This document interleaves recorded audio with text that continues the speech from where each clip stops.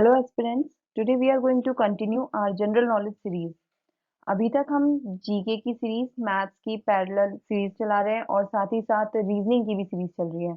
आप इन वीडियोस को बहुत अच्छे से समझते रहें, आपकी आने वाले एग्जाम के लिए अच्छी तैयारी हो जाएगी। Recently RRB group D exam का एनालिसिस भी हमारे चैनल पर चल रहा है, आप उनको जरूर देखिए कि किस तरीके के क्वेश्चंस उसमें पूछे जाते हैं। 17 अक्टूबर 18 अक्टूबर को जो मॉर्निंग शिफ्ट के एग्जाम हुए हैं उनका पूरा एनालिसिस हमने अपने यूट्यूब चैनल आकलन पर प्रोवाइड किया है। आप इस चैनल को सब्सक्राइब करें, उन वीडियोस को जरूर देखें और उन इस वीडियो के डिस्क्रिप्शन बॉक्स में एक टेस्ट लिंक आपको दे रखा है, उसमें जाकर आप उस एग्जाम को रियल टाइम में सॉल्व करके देख सकते हैं, जिससे आपको पता लग जाएगा कि किस तरीके की प्रिपरेशन आपकी चल रही है। गूगल प्ले स्टोर से आप आकलन ऐप को डाउनलोड करें, जिसमें आपको वेरियस टेस्ट सीरीज प्रोवाइड की जाती हैं। देखते हैं आज का पहला सवाल। Who is known as the Napoleon of India? Same यही क्वेश्चन आरआरबी ग्रुप डी के एग्जाम में भी पूछा गया है। तो किसको बोला जाता है भारत का नेपोलियन? श्रीगुप्त, चंद्रगुप्त या फिर समुद्रगुप्त या देवी चरण गुप्त? इसका सही आंसर है सी, समुद्रगुप्त।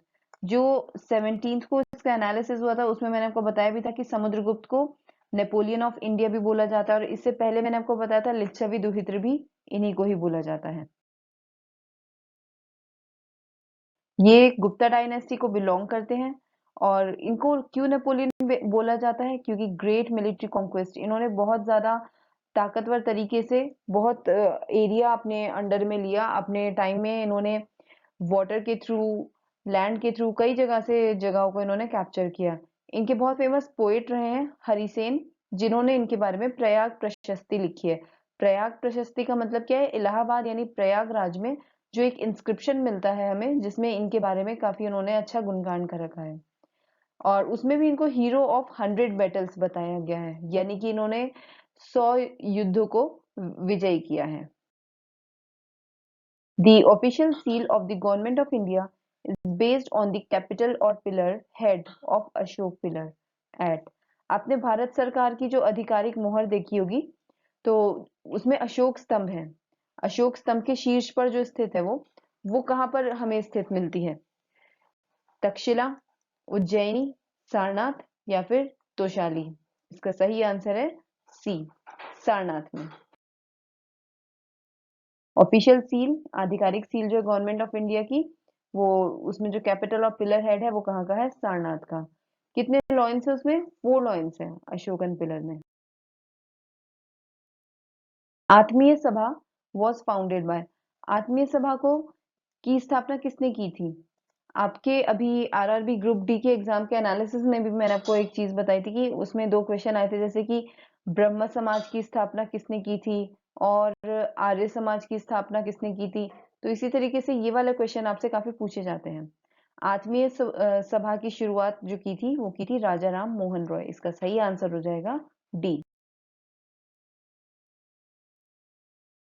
राजा राम मोहन रॉय ने 1814 में आत्मीय सभा की स्थापना की थी, और ये इसका मेन मोटिव क्या था? It was a campaign against idolatry यानी मूर्ति पूजा, कास्ट रिजिडिटीज जो पूरा वर्ण व्यवस्था है उसके खिलाफ, मीनिंगलेस रिचुअल्स, कुछ इस तरीके के रिचुअल्स और रीति रिवाज जो किए जाते हैं जिनका कोई खास मतलब नहीं, सिर्फ गलत तरीके से उनको किया जाता है, और बाकी भी जो सोशल इल्स हुए करते थे, यानी कि और भी जो हमारे सामाजिक बुराइयां थी उनके खिलाफ लड़ने के लिए इन्होंने आत्मीय सभा को स्थापित किया था।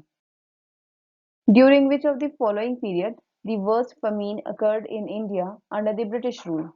निम्नलिखित में से किस अवधि के दौरान ब्रिटिश शासन के तहत भारत में सबसे भीषण और भयानक अकाल पड़ा था? ये आपको बताना है। 1860 में या फिर 1876 में, 1896 में या 1899 में? इसका सही आंसर है बी, इन 1876 एंड 78। सबसे ज्यादा भीषण अकाल पड़ा था जो अंग्रेजों के समय की बात थी। ना केवल उस समय इतना सूखा पड़ा था जिसकी वजह से बहुत ज्यादा फसलें खराब हो गई थी दक्कन की प्लेट्यू, डेक्कन प्लेट्यू में, जो महाराष्ट्र की तरफ आपको मिलेगी, बल्कि इसकी वजह से कई लोगों की मौत भी हुई थी। When Lord Mountbatten became the first Governor General of India, who among the following became the Governor General of Pakistan? आपको पता होगा जब 1947 में विभाजन हुआ था भारत और पाकिस्तान का, तो दोनों ने अपना अलग-अलग गवर्नर जनरल चुना था। इंडिया में तो गवर्नर जनरल कौन था उस समय पे? Lord Mountbatten. लेकिन पाकिस्तान में कौन था ये आपको बताना है। तो पाकिस्तान में कौन थे? मोहम्मद अली जिन्नाह। ये इन्होंने खुद ही इस पोजीशन को संभाला था। पाकिस्तान में मोहम्मद अली जिन्ना ने फर्स्ट गवर्नर जनरल की पोजीशन संभाली थी फ्रॉम 1947 टू 1948 और उनको पाकिस्तान में क्वायद ए आजम इस नाम से जाना जाता था सम्मान के साथ। Who headed Calcutta municipal corporation? Calcutta नगर निगम का नेतृत्व किसने किया? फिरोज शाह मेहता, सुरेंद्रनाथ बनर्जी, रोमेश चंद्र दत्त या फिर पनम्बक्कम आनंद चरलू? इसका सही आंसर होगा बी, सुरेंद्रनाथ बनर्जी ने। जब सुरेंद्रनाथ बनर्जी के कुछ उनकी विचारधारा इस तरीके की थी कि उनको महात्मा गांधी जी के आइडियाज, कई लोगों को उस समय पे अलग-अलग सब अपनी विचारधारा लेकर आते थे। तो सुरेंद्रनाथ बनर्जी भी ऐसे थे जिनको सिविल डिसोबीडियंस यानी कि बस किसी तरीके से अपना सरकार के साथ-साथ काम नहीं करना, सरकार के अगेंस्ट में काम करना, इस तरीके का इनका जो महात्मा गांधी के आइडियल्स थे उसके अगेंस्ट में थे सुरेंद्रनाथ बनर्जी। तो इन्होंने अपना जब करियर इनका पूरा खत्म हुआ उस समय पे इन्होंने एक्टिव पॉलिटिक्स से थोड़ा हटकर कलकत्ता म्युनिसिपल कॉर्पोरेशन को हेड किया और फाइनली ये एक मिनिस्टर भी बने थे बंगाल गवर्नमेंट में। Similipal tiger reserve is located in which state? किस राज्य में आपको सिमलीपाल टाइगर रिजर्व मिलेगा? बिहार, असम, ओडिशा या अंडमान एंड निकोबार आइलैंड? काफी पॉपुलर है ये सिमलीपाल टाइगर रिजर्व और इसका सही आंसर है सी, ओडिशा में। ये न्यूज में क्यों है सिमलीपाल टाइगर रिजर्व? क्योंकि कुछ टाइम पहले यहाँ पर काफी ज्यादा फॉरेस्ट फायर हुई थी, तो उस फायर को कंट्रोल करने के लिए ये उस समय पे न्यूज में रहा था। From which of the following layer of atmosphere the radio waves transmitted from the earth are reflected back to the earth? वायुमंडल के निम्न में से किस परत से पृथ्वी से प्रसारित रेडियो तरंगे पृथ्वी पर वापस परावर्तित होती हैं? स्ट्रेटोस्फियर यानी समताप मंडल, आयनोस्फियर आयन मंडल, थर्मोस्फियर तापमंडल या फिर इन सब में से सभी से, ऑल ऑफ दी अबव। आपको कुछ टाइम पहले जीके की ही वीडियो में मैंने आपको एटमॉस्फेयर की 5 लेयर्स के बारे में समझाया था। पहले थर्मोस्फेयर, पहले ट्रोपोस्फेयर, फिर stratosphere, mesosphere, then ionosphere and then exosphere. तो उसमें आपको ओजोन के बारे में भी बताया था। आप उस वीडियो को जरूर देखिएगा प्लेलिस्ट में जाकर। तो इसका सही आंसर है बी, आयनोस्फेयर से। आयनोस्फेयर ही वो लेयर होती है जिससे रेडियो वेव्स यानी रेडियो की तरंगे वापस अर्थ की तरफ रिफ्लेक्ट बैक होती हैं। और ये कितने एरिया में फैली हुई है? 80 किलोमीटर से ऊंचाई इसकी है 400 किलोमीटर तक। The upper portion of the mental is called? Mental के ऊपरी हिस्से को क्या कहा जाता है? लिथोस्फीयर, एक्सोस्फीयर, एस्थेनोस्फीयर या इनमें से कोई नहीं? जो मेंटल होता है अर्थ का, आपको पता होगा ये हमारी अर्थ है, इसके 3 हिस्से होते हैं। सबसे अंदर होता है कोर, उसके बीच में होता है मेंटल और फिर आता है क्रस्ट। ये 3 हिस्से होते हैं। तो जो मेंटल है इसके भी फिर 2 हिस्से हम कर लेते हैं, अपर एंड लोअर पार्ट। इसमें पूछा गया है कि इसके इस अपर पार्ट को क्या कहा जाता है?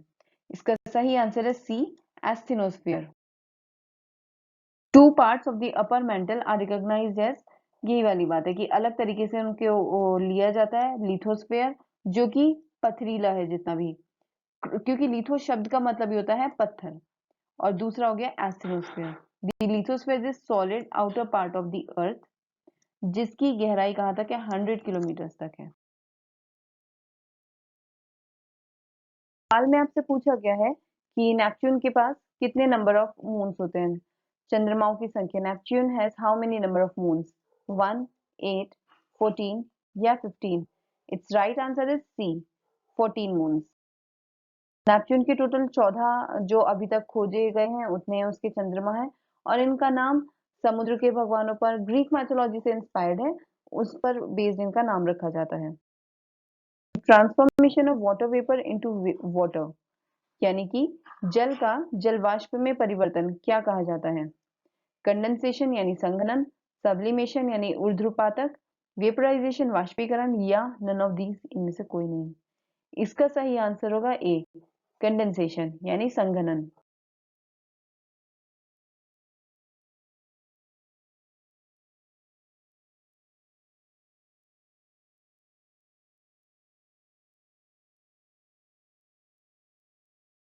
The sun is directly overhead at noon on 21st June at 21 जून को दोपहर के समय सूर्य सीधा सीधा होता है कितने पर, ये हमें बताना है। इक्वेटर यानी भूमध्य रेखा पर, 23.5 डिग्री नॉर्थ पर, 23.5 डिग्री साउथ पर, या फिर 66.5 डिग्री नॉर्थ पर। इसका सही आंसर है बी, 23.5 डिग्री नॉर्थ में। इसी तरीके का एक सिमिलर क्वेश्चन एक बार यूपीएससी में भी पूछा गया था कि 21 जून से ही वो रिलेटेड था। तो ये क्वेश्चंस काफी अच्छी क्वालिटी के होते हैं, आपको उनको याद करते चलना चाहिए, नोट करते चलना चाहिए, आपके लिए किसी भी एग्जाम के लिए काफी हेल्पफुल रहेंगे ये। 21 जून को हम क्या मनाते हैं, समर सॉल्स्टिस। जो गर्मी में सबसे लंबा दिन होता है वो 21 जून का होता है, क्योंकि उस दिन सन जो सूर्य होता है वो पूरी तरह से ओवरहेड होता है नॉर्थ हेमिस्फीयर पर, जितना भी उत्तरी गोलार्ध है। और कितने पर लैटिट्यूड पर होता है वो, 23.5 डिग्री नॉर्थ पे। In which year the last fundamental duty has been added to the constitution? किस वर्ष संविधान में अंतिम मौलिक कर्तव्य को जोड़ा गया था? 2000, 2002, 2001 या 1999? इसका सही आंसर होगा बी, 2002। हमारे संविधान में इनिशियली तो 10 फंडामेंटल ड्यूटीज थी और इनको किस कमेटी के तहत जोड़ा गया था? स्वर्ण सिंह कमेटी के तहत। ये भी कई बार पूछा जाता है। तो स्वर्ण सिंह कमेटी से 10 फंडामेंटल ड्यूटीज जोड़ी गई थी, लेकिन फिर बाद में 2002 में संविधान में संशोधन किया गया था और 11वीं फंडामेंटल ड्यूटी ऐड की गई थी इस लिस्ट में। तो अब टोटल कितनी होगी? 11। In which year a fundamental right was removed from the constitution? किस वर्ष में संविधान में से एक मौलिक अधिकार को हटाया गया था? 1948, 1976, 2001 या 1999? इसका सही आंसर होगा बी, 1976 में। ये जो 42nd कॉन्स्टिट्यूशन अमेंडमेंट एक्ट है ना 1976 का, ये सबसे ज्यादा इंपॉर्टेंट है। इसमें काफी सारे चेंजेस किए गए थे, उन्हीं में से एक था राइट टू प्रॉपर्टी को संविधान में से हटाना। When was the Mandal Commission set under the chairmanship of B.N. Mandal? B.N. मंडल की अध्यक्षता में मंडल कमीशन को कब निर्धारित किया गया था? 1976, 1978, 1971 या 1975? इसका सही आंसर हो जाएगा बी, 1978 में। उस समय पे जो प्राइम मिनिस्टर थे वो थे मोरारजी देसाई। उन्होंने 5 मेंबर की सिविल राइट्स कमीशन एक बनाई थी, जिनके चेयरमैन थे मंडल जी। और ये बनाई क्यों गई थी, इसका मेन मोटिव क्या था? जो बैकवर्ड क्लासेस हैं, यानी कि जो डिप्रेस क्लासेस हैं, जो भी हमारे पिछड़े वर्ग हैं, उनके उद्धार के लिए किस तरीके से उनको सपोर्ट किया जाए, उनको एनकरेज किया जाए कि वो आगे आए। इसीलिए इस कमीशन का या तो एक नाम है मंडल कमीशन या फिर एक नाम है backward class commission. The members of the State Public Service Commission are appointed by the राज्य लोक सेवा आयोग के सदस्यों की नियुक्ति किसके द्वारा की जाती है? चीफ मिनिस्टर यानी मुख्यमंत्री, चीफ जस्टिस यानी मुख्य न्यायाधीश, गवर्नर यानी राज्यपाल, या वाइस प्रेसिडेंट यानी उपराष्ट्रपति? इसका सही आंसर है सी, गवर्नर के द्वारा। क्योंकि स्टेट का है, यानी कि जो राज्य का है पब्लिक सर्विस कमीशन, वो तो गवर्नर ही करेंगे, जबकि जो सेंटर का होगा उनको कौन करेंगे? प्रेसिडेंट करेंगे। ये आपको ध्यान रखना होगा। अपॉइंटमेंट ऑफ मेंबर्स, जो भी एसपीएस यानी स्टेट पब्लिक सर्विस कमीशन है, उसके चेयरमैन और सभी मेंबर्स को गवर्नर अपॉइंट करते हैं। The ideals of welfare state, ये जो वेलफेयर स्टेट है ना, यानी कल्याणकारी राज्य, इसको संविधान में हमारे मेंशन किया गया है किसके तहत, ये आपको बताना है। ये क्वेश्चन यूपीएससी में भी पूछा जा चुका है, वो भी 2 बार अलग अलग तरीके से। ए 7th शेड्यूल, बी डीपीएसपी यानी राज्य के नीति निदेशक तत्व, सी प्रियम्बल यानी कि प्रस्तावना, डी फंडामेंटल राइट्स या फिर मौलिक अधिकार। तो वेलफेयर स्टेट, कल्याणकारी राज्य, किसकी ये जिम्मेदारी होती है? कल्याणकारी जितने भी ऐसे फैसले होते हैं वो लेने की, वो गवर्नमेंट की होती है। इसलिए इसका सही आंसर हो जाएगा डीपीएसपी। क्योंकि डीपीएसपी के द्वारा सरकार को ही इस तरीके के स्टेप्स बताए जाते हैं, ऐसे मतलब उन्हें किस तरीके के फैसले आगे लेने हैं, उसमें काफी अहम रोल निभाता है डीपीएसपी। तो इसकी जो पूरी एक आर्टिकल 38 में आपको मिलेगा क्लियरली, जिसमें मेंशन किया गया है what is the welfare state, किस तरीके से किसी राज्य को एक कल्याणकारी राज्य बनाया जा सकता है। उसके अंदर क्या क्या होते हैं उसके फीचर्स, एक तो इक्वल अपॉर्चुनिटी प्रोवाइड करना फॉर एवरी सिटीजन, ये ऐड किया गया था जो मैंने आपको थोड़ी देर पहले बताया 42nd अमेंडमेंट एक्ट 1976 के द्वारा। उसके अलावा क्या होता है वेलफेयर स्टेट में, equal pay for equal work, आप बराबर काम करो तो आपको बराबर ही पैसा मिलना चाहिए। Equality in every aspect as per article 14, article 14 जो राइट टू इक्वालिटी है उसके तहत हर चीज में सबको समानता का अधिकार देना, ये सब आता है वेलफेयर स्टेट में। Which of the following sectors contribute the highest in the GDP of India? Bharat की जीडीपी में निम्नलिखित में से कौन सा क्षेत्र सबसे अधिक योगदान देता है? कृषि यानी एग्रीकल्चर, सेवा यानी सर्विसेज, विनिर्माण मैन्युफैक्चरिंग, या डी उर्वरक यानी फर्टिलाइजर। इसका सही आंसर है बी, सर्विसेज सेक्टर, ये सबसे ज्यादा कंट्रीब्यूट करता है। हमारी इकोनॉमी की अगर हम बात करें तो टोटल जो उसकी ग्रॉस वैल्यू एडेड है उसका 53.89% सिर्फ सर्विस सेक्टर से है, सबसे ज्यादा हमें फायदा मिलता है सर्विस सेक्टर से। उसके बाद मैन्युफैक्चरिंग यानी विनिर्माण से, और उसके बाद फिर बात आती है एग्रीकल्चर यानी कि कृषि से। ये इनका योगदान है हमारी पूरी इकोनॉमी में। First share market in India was established in, Bharat में पहला शेयर बाजार कहाँ पर स्थापित किया गया था? दिल्ली, मुंबई, कोलकाता या चेन्नई। इसका सही आंसर आप कई तरीकों से निकाल सकते हैं, इसका सही आंसर है बी, मुंबई। एक तो मुंबई में अभी भी आप देखेंगे आपको स्टॉक मार्केट मिलेगा, उसके अलावा बीएसई, एनएसई, ये सब चीजें आपको मिलेंगी कहाँ पर? मुंबई में ही। इसीलिए मुंबई को फाइनेंशियल कैपिटल ऑफ इंडिया भी बोला जाता है। शेयर मार्केट की अगर हम बात करें तो 1875 में, इतना है पुराना, उस समय पे इंडिया में बना दिया गया था। पहले जो फर्स्ट शेयर मार्केट था उसका नाम था native share and stock brokers association, ये इसका कंप्लीट नेम था। बाद में इसी को ही बीएसई, बॉम्बे स्टॉक एक्सचेंज के नाम से जाना गया, और इसमें शुरुआती तौर पर 318 इसके मेंबर्स हुआ करते थे। Who is regarded as the father of economics, अर्थशास्त्र के पिता के रूप में किसे जाना जाता है? जेएम केन्स, जेके गलब्रेथ, वर्नन स्मिथ या फिर एडम स्मिथ। आपको पता ही होगा इसका सही आंसर, काफी पॉपुलर है ये, एडम स्मिथ इसका सही आंसर है। काफी पॉपुलरली उनको फादर ऑफ मॉडर्न इकोनॉमिक्स से जाना जाता है। West Bengal has introduced how many new districts, पश्चिम बंगाल में कितने नए जिले बनाए गए? 5, 6, 7 या फिर 8। तो इसका सही आंसर है सी, 7 डिस्ट्रिक्ट। जो वहां की सीएम है ममता बनर्जी, उन्होंने 7 न्यू डिस्ट्रिक्ट्स को इंट्रोड्यूस करने के लिए अभी उन्होंने अनाउंसमेंट किया है।